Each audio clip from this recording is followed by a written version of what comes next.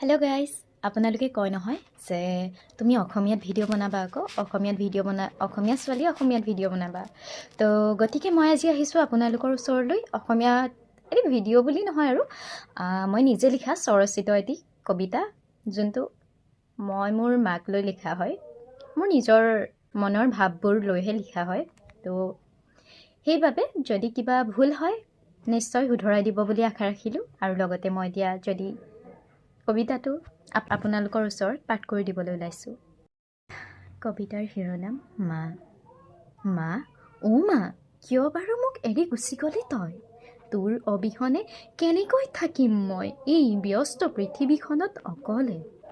মন গৈছে আকৌ এবাৰ তোক মা বুলি মাতিবলৈ, মন গৈছে আকৌ এবাৰ তোৰ সোণৰ পালেং সদৃশ কোলাত টোপনি যাবলৈ। কিন্তু সেয়া যে এতিয়া নহয় সম্ভৱ, গুচি গলিগৈ মোক এৰি তই জোনবাই দেশৰ তৰাতি হৈ। জন্ম হৈ হেৰুৱাই পিতৃক বঞ্চিত হ'লো পিতৃৰ মৰমৰ পৰা, কিন্তু মা তোমাৰ মৰমে অনুভৱ কৰিব নিদিলে পিতৃৰ অভাৱ। কিন্তু এতিয়া যেন তুমিও গলাগৈ মোক অকলশৰীয়া কৰি। ভগৱান, তুমি সঁচাই বৰ নিষ্ঠুৰ, বাৰে বাৰে বঞ্চিত কৰিছা মোক মা দেউতাৰ মৰমবোৰৰ পৰা।